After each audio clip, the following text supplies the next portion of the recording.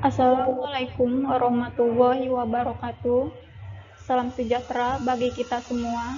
Yang saya hormati kepada Ibu Sri Wayuni selaku dosen pengampu pengantar manajemen dan teman-teman yang saya banggakan. Perkenalkan, saya Rahma Alia dari kelas C ingin mempresentasikan tugas kedua resume manajemen.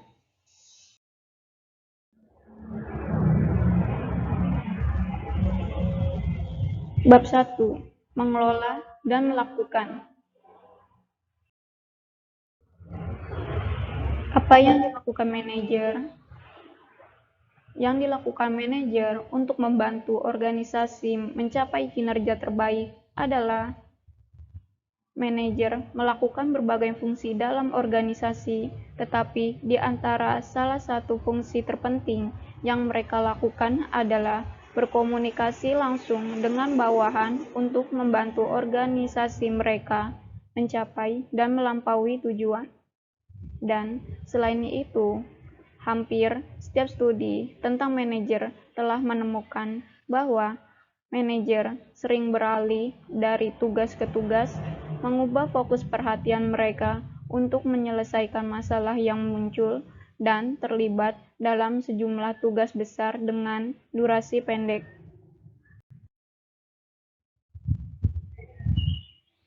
Peran yang dimainkan manajer. Apa peran yang dimainkan manajer dalam organisasi? Manajer melakukan berbagai peran dalam organisasi, tetapi di antara salah satu fungsi terpenting yang mereka lakukan adalah berkomunikasi langsung untuk membantu organisasi mereka mencapai dan melampaui tujuan. Manajer melakukan 3 jenis peran utama dalam organisasi, yaitu peran interpersonal atau peran antar pribadi, peran informasi, dan peran keputusan. Yang pertama, peran informasi sebagai monitor, yaitu mencari dan menerima informasi dari berbagai sumber, web, jurnal industri, laporan, dan kontak. Sebagai penyebar, yaitu menyampaikan informasi kepada orang lain di organisasi melalui memo, email, panggilan telepon, dan lain-lain. Sebagai juru bicara, yaitu mengirimkan informasi kepada orang-orang di luar organisasi melalui pidato, wawancara, dan komunikasi tertulis. Yang kedua, peran antar pribadi. Sebagai figurehead atau pemimpin melakukan tugas formal seperti menyapa pengunjung dan menandatangani kontrak dan dokumen hukum lainnya. Sebagai leader atau pemimpin, memotivasi, melatih, menasihati, berkomunikasi, dan mengarahkan bawahan. Sebagai penghubung, yaitu menjaga dan mengelola tautan informasi di dalam dan di luar organisasi. Yang ketiga, peran keputusan. Sebagai pengusaha, memulai proyek yang mengarah pada perbaikan, mendelegasikan tanggung jawab pembuatan ide kepada orang lain, dan mengidentifikasi ide-ide terbaik untuk ditindaklanjuti. Sebagai penangan gangguan, yaitu mengambil tindakan korektif selama konflik dan krisis, menyelesaikan perselisihan di antara bawahan. Sebagai pengalokasi sumber daya, yaitu memutuskan siapa yang menerima research, mengelola jadwal dan anggaran, dan menetapkan prioritas. Sebagai negosiator, yaitu mewakili tim, departemen, atau organisasi mengenai kontrak, negosiasi serikat pekerja, dan lain-lain. Karakteristik utama dari pekerjaan manajer. Apa karakteristik yang ditampilkan oleh manajer yang efektif? Yang pertama, manajemen berdasarkan level. Kita dapat membedakan 3 tingkat manajemen umum, yaitu manajemen eksekutif, manajemen menengah, dan manajemen lini pertama. Manajemen eksekutif Umumnya, tim individu di tingkat tertinggi manajemen suatu organisasi. Manajer eksekutif berada di puncak hierarki dan bertanggung jawab atas seluruh organisasi, terutama arah strategisnya. Manajer menengah. Para manajer dalam sebuah organisasi pada tingkat yang tepat di bawah eksekutif senior. Manajer menengah yang berada di tengah-tengah hierarki, bertanggung jawab atas departemen utama dan dapat mengawasi manajer tingkat rendah lainnya.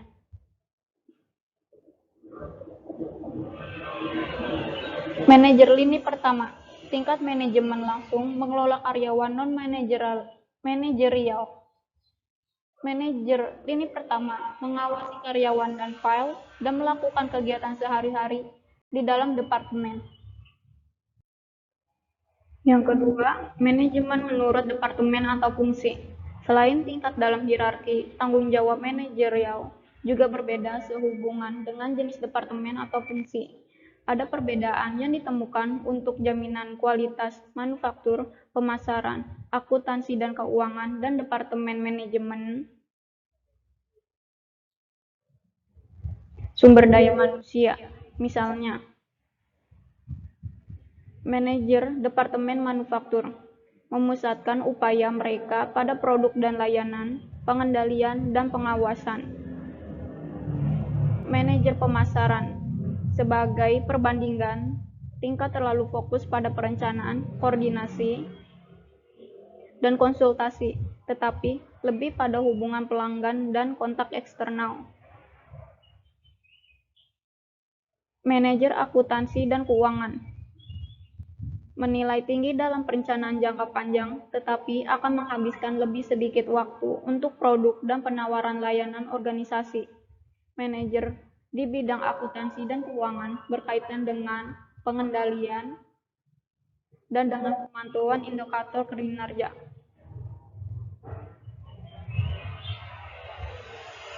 Manajer sumber daya manusia sama seperti departemen akuntansi dan keuangan, manajer departemen sumber daya manusia juga menilai tinggi dalam perencanaan jangka panjang, tetapi akan menghabiskan lebih sedikit waktu untuk produk dan penawaran layanan organisasi. Kemudian, manajer sumber daya manusia memberikan keahlian konsultasi, koordinasi, dan kontak eksternal. Bab 2.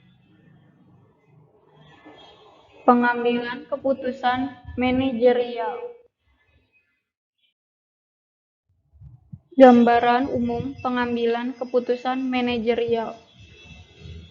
Pengambilan keputusan adalah tindakan atau proses berpikir melalui pilihan dan memilih salah satu dari beberapa alternatif atau kemungkinan yang paling sesuai dengan nilai atau tujuan individu untuk mendapatkan hasil atau solusi mengenai prediksi ke depannya. Keputusan yang baik dapat memungkinkan organisasi untuk berkembang dan bertahan dalam jangka panjang, sementara keputusan yang buruk dapat menyebabkan bisnis menjadi bangkrut. Bagaimana otak memproses informasi untuk membuat keputusan dalam sistem reflektif dan sistem reaktif. Sistem reflektif bersifat logis, analisis, disengaja, dan metodis, sedangkan sistem reaktif bersifat cepat, impulsif, dan intuitif yang mengandalkan emosi atau kebiasaan untuk memberikan isyarat yang akan dilakukan selanjutnya.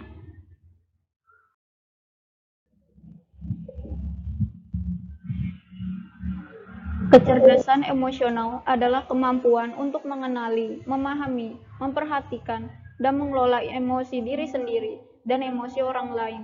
Ini melibatkan kesadaran diri dan pengaturan diri. Pada dasarnya, ini adalah hubungan antara emosi dan logika sehingga kita dapat menganalisis dan memahami emosi kita sendiri dan kemudian mengerahkan kontrol yang diperlukan untuk mengelolanya sesuai dengan situasi yang ada. Kecerdasan emosional juga melibatkan empati, kemampuan untuk memahami emosi orang lain dan minat untuk melakukannya. Dan juga kecerdasan emosional melibatkan keterampilan sosial untuk mengelola aspek emosional hubungan dengan orang lain.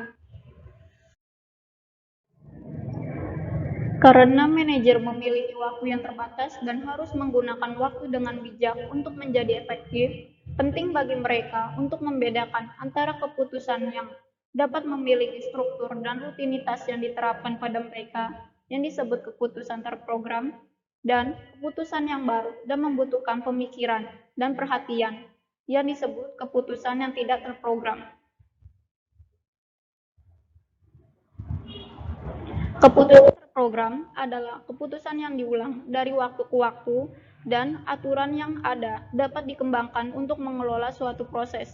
Keputusan ini mungkin sederhana atau mereka bisa cukup kompleks, tetapi kriteria saat membuat keputusan semuanya harus diketahui atau setidaknya dapat diperkirakan dengan tingkat akurasi yang wajar. Misalnya, memutuskan berapa banyak bahan baku yang akan dipesan harus menjadi keputusan yang diprogram berdasarkan produksi yang diantisipasi, stok yang ada, dan waktu yang diantisipasi untuk pengiriman produk akhir. Keputusan yang tidak terprogram adalah keputusan baru dan tidak terstruktur yang umumnya didasarkan pada kriteria yang tidak terdefinisi dengan baik. Dengan keputusan yang tidak terprogram, informasi lebih cenderung ambigu atau tidak lengkap, dan pembuatan keputusan mungkin perlu melakukan penilaian yang bijaksana dan pemikiran kreatif untuk mencapai solusi yang baik.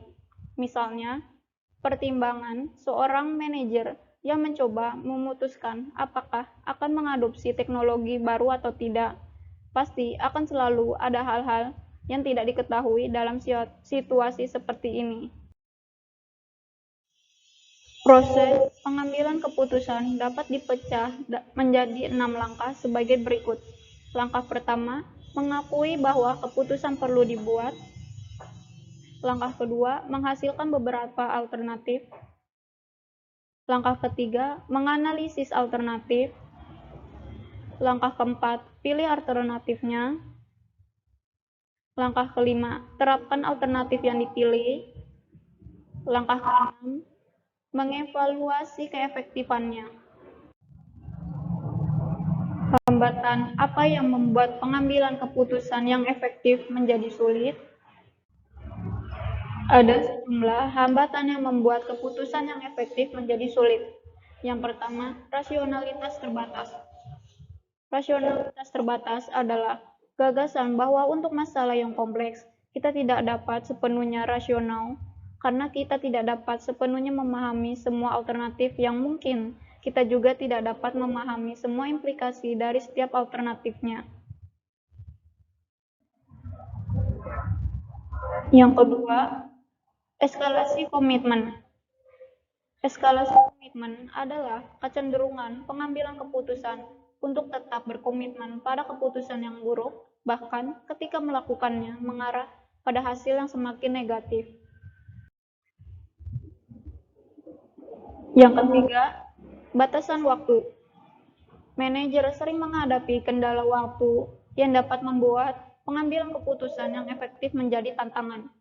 Ketika ada sedikit waktu yang tersedia untuk mengumpulkan informasi dan memprosesnya secara rasional, akan lebih kecil kemungkinannya untuk membuat keputusan yang tidak terprogram dengan baik. Yang keempat, ketidakpastian. Manajer sering membuat keputusan dalam kondisi ketidakpastian. Mereka tidak dapat mengetahui hasil dari setiap alternatif sampai mereka benar-benar memilih alternatif tersebut. Ketidakpastian itu dapat mempersulit beberapa manajer untuk membuat keputusan, karena berkomitmen pada satu opsi berarti mengabaikan opsi lainnya. Yang kelima, bias pribadi. Pengambilan keputusan kita juga dibatasi oleh bias kita sendiri. Kita cenderung lebih nyaman dengan ide, konsep, hal, dan orang yang kita kenal atau mirip dengan kita. Kita cenderung kurang nyaman dengan sesuatu yang asing, baru, dan berbeda. Salah satu bias paling umum yang kita miliki sebagai manusia adalah kecenderungan untuk menyukai orang lain yang kita anggap mirip dengan kita, atau karena kita menyukai diri kita sendiri.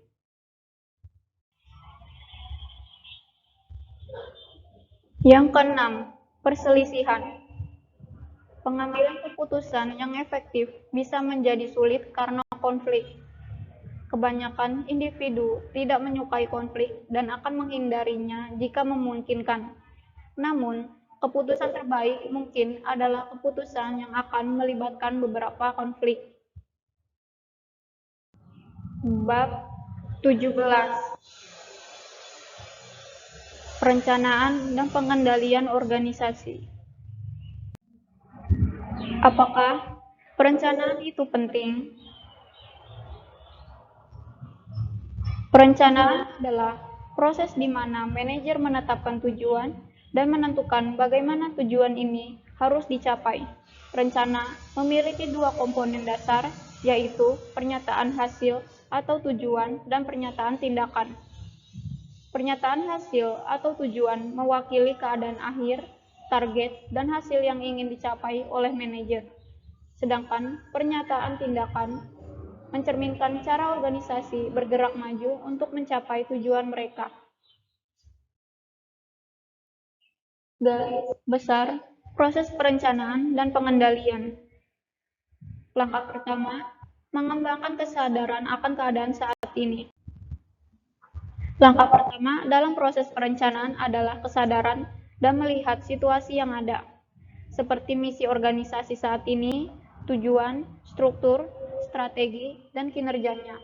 Kemudian, komitmen yang dibuat dalam rencana sebelumnya juga harus ditinjau pada tahap ini, karena komitmen sebelumnya mungkin telah menciptakan kelompok-kelompok dengan kepentingan pribadi, mengalokasikan sumber daya, dan memberikan pengaruh lain pada keputusan tentang masa depan. Langkah kedua, menetapkan pernyataan hasil. Yang pertama, perencanaan tujuan. Langkah kedua dalam proses perencanaan terdiri dari memutuskan kemana arah organisasi akan memulai atau akan berakhir. Untuk mendapatkan nilai tertentu, manajer di berbagai tingkatan dalam hierarki organisasi harus menetapkan tujuan. Dalam perencanaan tujuan, orang menetapkan tujuan tertentu dan kemudian membuat pernyataan tindakan. Misalnya, seorang mahasiswa memutuskan bahwa dia menginginkan gelar sarjana sains dalam biokimia tujuannya. Dia kemudian membangun rencana akademik 4 tahun yang akan membantunya mencapai tujuannya dengan cara mengidentifikasi tujuan dan kemudian mengembangkan suatu tindakan untuk mewujudkan tujuannya. Yang kedua, perencanaan domain. Pendekatan lain untuk perencanaan adalah perencanaan domain atau direksional, di mana manajer mengembangkan tindakan yang menggerakkan organisasi menuju satu domain yang diidentifikasi. Dalam domain yang dipilih, mungkin terletak sejumlah tujuan yang dapat diterima dan spesifik. Dalam domain yang dipilih, mungkin terletak sejumlah tujuan yang dapat diterima dan spesifik. Misalnya, seorang senior sekolah menengah memutuskan bahwa dia ingin mengambil jurusan terkait bisnis di perguruan tinggi.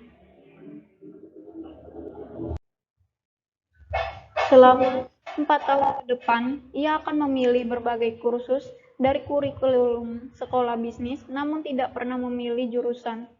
Setelah memilih kursus berdasarkan ketersediaan dan minat, ia mendapatkan jumlah kredit yang cukup dalam domain yang dipilih dan memungkinkannya untuk lulus dengan jurusan pemasaran. Ia tidak pernah terlibat dalam perencanaan tujuan, tetapi pada akhirnya ia akan mewujudkan salah satu dari banyak tujuan yang dapat diterima dalam domain yang diterima. Yang ketiga, Perencanaan gabungan.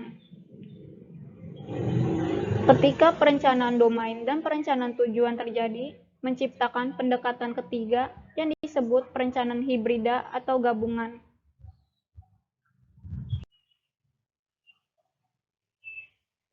Dalam pendekatan ini, manajer memulai dengan perencanaan domain yang lebih umum dan berkomitmen untuk bergerak ke arah tertentu.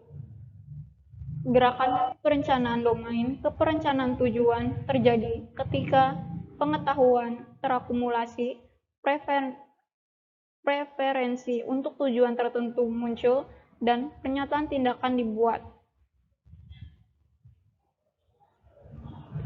Langkah ketiga, premis. Dalam langkah proses perencanaan ini, manajer menetapkan premis atau asumsi di mana mereka akan membangun pernyataan tindakan mereka. Kualitas dan keberhasilan rencana apapun tergantung pada kualitas asumsi yang mendasarinya.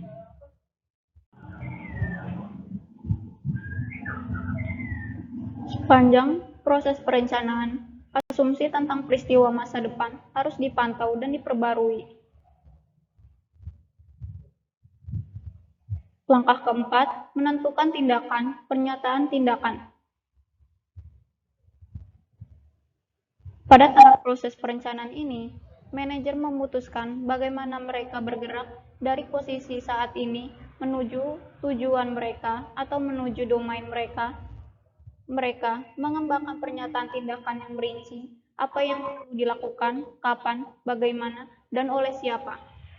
Menentukan tindakan melibatkan penentuan alternatif dengan berdasarkan pada penelitian, eksperimen, dan pengalaman, lalu mengevaluasi alternatif untuk membantu organisasi mencapai tujuannya, dan kemudian mengidentifikasi atau mempertimbangkan dengan cermat manfaat dari setiap alternatif.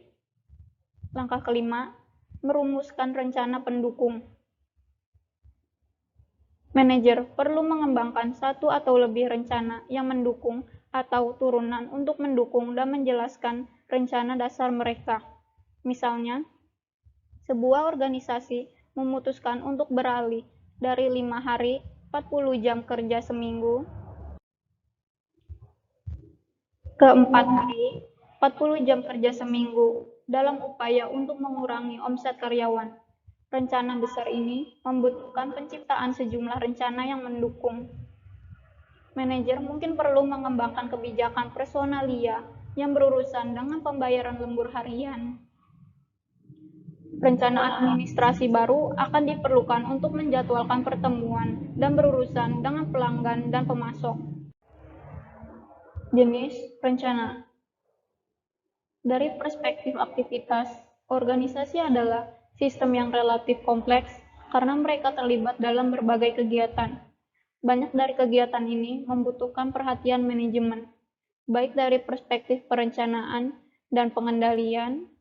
Oleh karena itu, manajer membuat berbagai jenis rencana untuk memandu operasi dan untuk memantau dan mengendalikan kegiatan organisasi.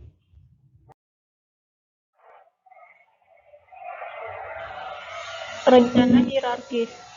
3 jenis rencana hierarkis adalah strategis, administratif, dan operasi inti teknis. 3 rencana hierarkis saling bergantung karena mereka mendukung pemenuhan 3 kebutuhan organisasi. Rencana strategis institusional, yaitu menentukan visi jangka panjang organisasi, mengartikulasikan misi organisasi dan pernyataan nilai, menentukan dalam bisnis apa organisasi berada, dan menentukan bagaimana organisasi akan mengintegrasikan dirinya ke dalam lingkungan umum dan tugasnya.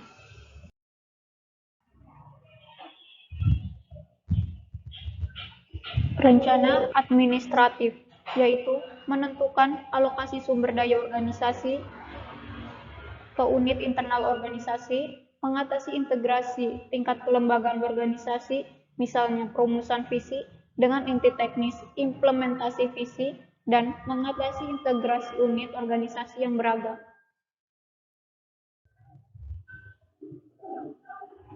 Rencana operasi inti teknis, yaitu mencakup operasi sehari-hari organisasi.